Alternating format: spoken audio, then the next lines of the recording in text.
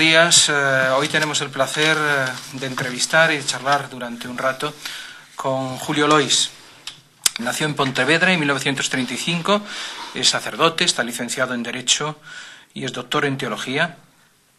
Estuvo durante muchos años dando clase como profesor de Teología en el Instituto Superior de Pastoral de la Universidad Pontificia de Salamanca, en Madrid, y también como coadjutor de la parroquia de Santo Tomás de Villanueva, en el madrileño barrio de Vallecas. Dos vocaciones, dos profesiones que nunca dejó. La de profesor, lo teórico, combinado con lo práctico en Vallecas, en esta parroquia concretamente. Fue miembro fundador de la prestigiosa y conocida Asociación de Teólogos Juan XXIII y desde hace un año ocupa su presidencia.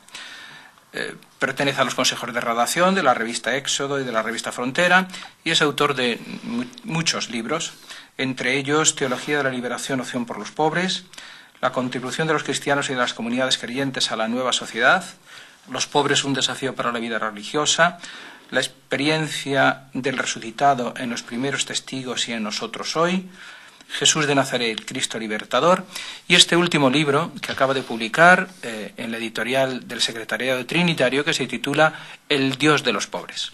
Sobre sus libros, sobre sus vivencias, sobre su recorrido como ideólogo, sobre todo de las comunidades de base, es uno de los teólogos de la liberación más importantes de España, es un punto de referencia para todo un sector del cristianismo español, del catolicismo español. Es uno de los, podríamos decir, de los últimos profetas. No es muy amigo de las entrevistas, no es muy amigo de los medios de comunicación, pero hoy le tenemos aquí con nosotros. Julio, bienvenido. Muy bien, muchas gracias. Bien. ¿Alguna cosa que tengas que precisar sobre el currículum, sobre...? No, de acuerdo, me resulta muy elogioso, pero bien, lo que has dicho es verdad, sí. Hace un año que eres presidente de la Asociación de Teólogos Juan XXIII. Un año largo, me parece, sí, largo. Ya casi dos, sí. Vamos, empezamos con el libro. De acuerdo. ¿Por qué el libro? ¿Qué es este libro con un título tan sugerente como El Dios de los Pobres, ¿no? Bueno, es un libro solicitado por la editorial. Forma parte de una colección que va a ser sobre el tema Dios.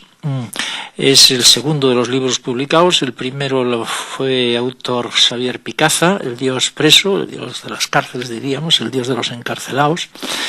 Y este, que es el segundo, es El Dios de los Pobres. Sé que van a seguir unos cuantos. Pienso que va a colaborar también en esta colección Juan Martín Velasco, Juan José Tamayo, Acosta y tal vez alguno más. ¿Por qué El Dios de los Pobres? ¿Por qué te eligen a ti para hacer este libro en concreto? Me imagino que no fue así por azar. ¿Y qué nos cuentas en este libro? Así.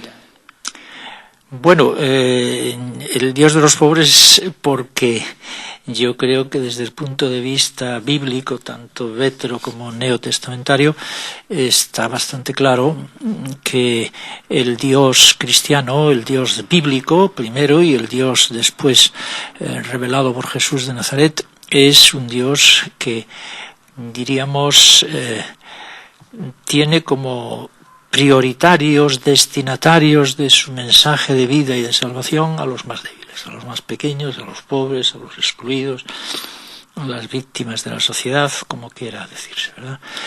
Eso es precisamente lo que yo pretendo hacer ver en el libro, que el Dios bíblico, y ahí hago un análisis veterotestamentario, es eso, es el Dios de los pobres, porque es el Dios de la justicia, es el Dios preocupado por el destino de la humanidad y en concreto por aquellos que apenas son o apenas cuentan. Hago un recorrido por todo el Antiguo Testamento, desde el Éxodo, pasando por los Salmos, a los profetas, a los libros sapienciales, y en todos ellos figura, creo yo, con suficiente claridad como para decir que es verdad, que el Dios de la Biblia es eso, es el Dios que escucha el clamor del pobre y el Dios que demanda que ese clamor de los pobres sea escuchado por aquellos que creen en él. Después sigo con el Nuevo Testamento y a través de la vida y el mensaje de Jesús me parece que también se ve con mucha claridad que Jesús tiene como destinatarios prioritarios de su buena nueva de salvación, de su mensaje de vida, a los más pequeños, a los más débiles, a los que aquella sociedad suya marginaba, aquellos que estaban prácticamente excluidos. Jesús es el sacramento de la compasión de Dios en la historia, y esa compasión se extiende a todos los seres humanos, pero precisamente porque se extiende a todos, se extiende de una manera especial a aquellos que más lo necesitan, ¿verdad? Es lo que llamábamos antes, me imagino que se sigue llamando también ahora, la opción preferencial por los pobres.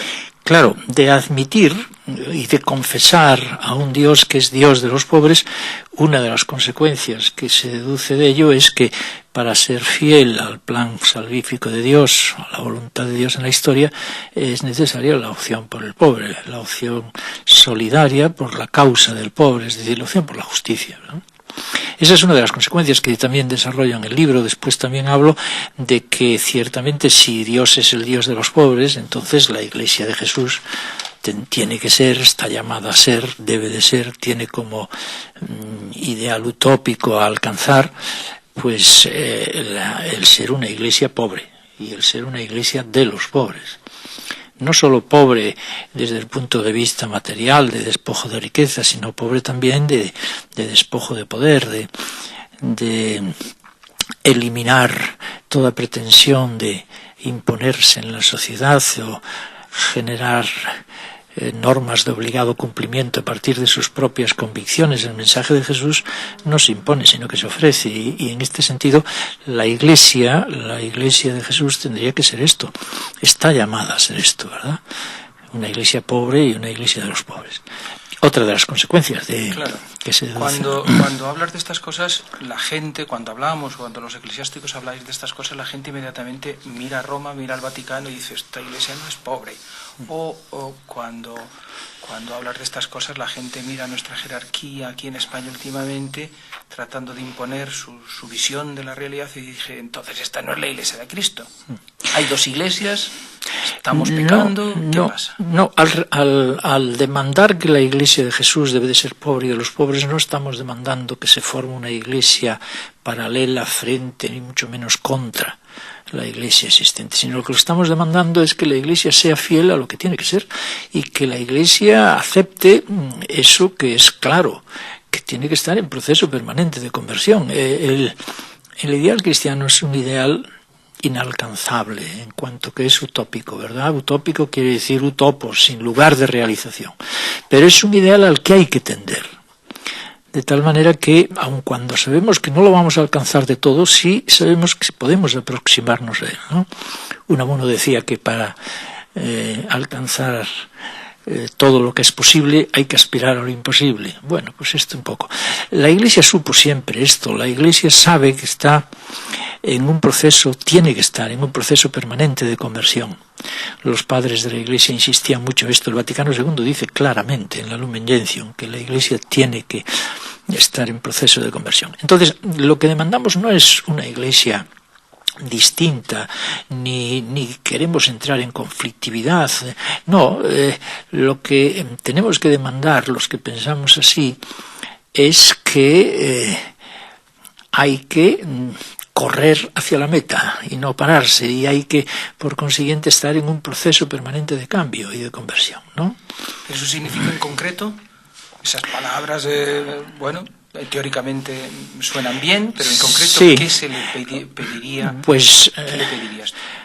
Hombre, yo, ¿qué le pediría? Lo que me pido también a mí mismo y le pido a todos los que se consideran, nos pedimos unos a otros, los que nos consideramos creyentes, pues que tratásemos de ser fieles al seguimiento de Jesús y al mensaje de Jesús.